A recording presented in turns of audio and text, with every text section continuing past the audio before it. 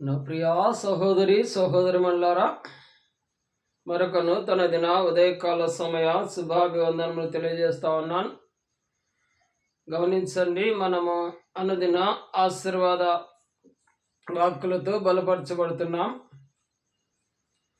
మన మూలవాక్యము ఇక హగ్గయి గ్రంథము 2వ అధ్యాయము 19వ వచనం. ఇది మొదలుకొని నేను మిమ్మను ఆశీర్వదించదను. ఇక దిన వాగ్దానంలోకి వెళ్దాం. గమనించండి, పేతురు రాసినటువంటి పత్రిక 3వ అధ్యాయము 9వ వచనం. ఆశీర్వాదమునకు వారసులవుటకు మీరు పిలువబడితిరి. ప్రియా సహోదరి సహోదరుడా, నీవు లోకము నుంచి ప్రత్యేకించబడితే ఆ ప్రత్యేకత నీకు ఆశీర్వాదమే. ఆ ప్రత్యేకతనే నీవు ఆశీర్వదించుటకు పిలువబడ్డావు అని వాక్యము జ్ఞాపకం చేస్తా ఉంది.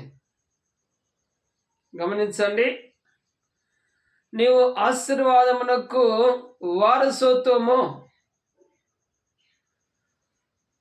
అంటే దేవుని దీవెన, దేవుని కాపుదల, దేవుని సంరక్షణ కలిగి ఉన్నటకు నువ్వు వారసత్వములో ప్రవేశించున్నావు.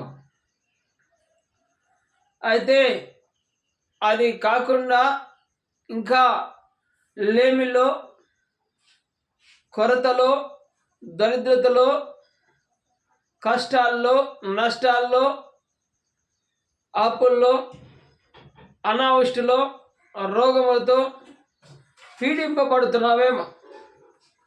ఇది నమ్మున పరిశుద్ధాత్మదేవుడు నీకు సూటిగా స్పష్టంగా తెలియజేస్తున్న మాట, నువ్వు ప్రత్యేకించబడిన నాటి నుంచి నువ్వు పిలువబడిన బిడ్డవు, పిలువబడిన కుమార్తెవు, కుమారుడవు. అయితే పిలువబడిన పిలుపు ఏంటంటే నువ్వు ఆశీర్వదించబడాలి, నీ కుటుంబము ఆశీర్వదించబడాలి. అవును, ఈ వాక్యము సెలవిస్తూ ఉంది. పరిశుద్ధ ఆత్మదేవుడు మరీ నీకు తెలియజేస్తూ ఉన్నాడు, నీవు ఆశీర్వదించుటకే నీవు పిలువబడ్డావు. ఆశీర్వదించుటకే, దానికి వారసుడికే నువ్వు ప్రత్యేకించబడ్డావు అని ఈ వాక్యము స్పష్టం చేస్తూ ఉంది. ఆ వాగ్దానమును నీకే అని, నీవు లేమిని, దరిద్రతను నీ కుటుంబంలో తీసివేయాలనే దేవుడు నిన్ను నీ కుటుంబంలో ఏర్పరచుకున్నాడు. ఆ కుటుంబము వర్ధిల్లుటకు నీవు కారకురాలవు, కారకుడవు. ఎందుకంటే నిన్ను దేవుడు నీ కుటుంబంలో ఎన్నుకున్నాడు.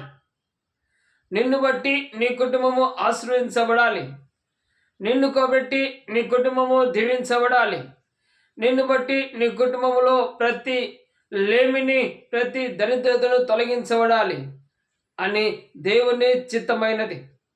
కనుక గుర్తెరిగి నీ యొక్క శ్రేష్ట ఆశీర్వాద భాగమును ప్రభువునందు పొందుకొని నీ కుటుంబాలు దీవించబడలాగున ప్రభునందు నడిచి విధేయులై పొందుకుందామని ప్రభు పేరట జ్ఞాపకం చేస్తూ పరిశుద్ధ ఆత్మదేవుడు తెలియజేస్తూ ఉన్నాడు.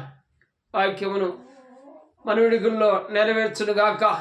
ప్రేమలైన తండ్రి, స్తోత్రాలు అయ్యా. ఒక గృహములో ఒకరు ప్రత్యేకించబడ్డా అంటే ఆ గృహము ఆశీర్వదించబడుతుందని, ఆశీర్వదించుటకే పిలువబడ్డావని తెలియజేసిన స్తోత్రాలు.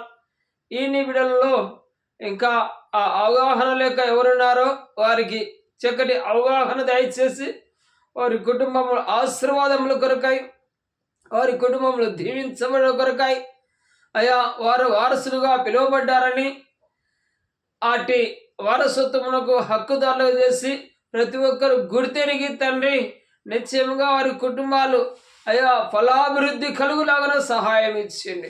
ప్రతి దీన స్థితిలో నుంచి లేవనెత్తుతురండి. ప్రతి దీన స్థితిలో నుంచి అయా నిశ్చయముగా లేవనెత్తురండి. ప్రతి అప్పుల బాధ నుంచి నిశ్చయముగా విజయము దయచేయండి. యేసు నామమున విజయం అనుగ్రహిస్తురండి తండ్రి. స్తోత్రం.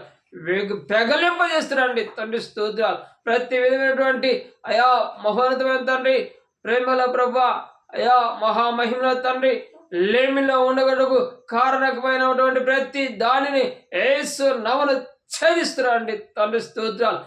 లేమి నుంచి, దరిద్రత నుంచి, దీనస్థితి నుంచి లేవనెత్తుతురండి తండ్రి. స్తోత్రాలు, వందనాలు. ఈ కుటుంబాలను నిశ్చయముగా నీ దీవెనలకు పాత్రలు గాక, నీ యొక్క ఆశీర్వాదాలకు పాత్రలు గాక, నీ యొక్క ప్రేమకు పాత్రలు గాక. స్తోత్రాలు. నిశ్చయముగా వర్ధన చేసి మీరే మహిమ పొందామని యేసు పరిశుద్ధ నామమున ప్రార్థించి అడిగి వేడుకొని ఆశీర్వదిస్తున్నాను పరమ తండ్రి.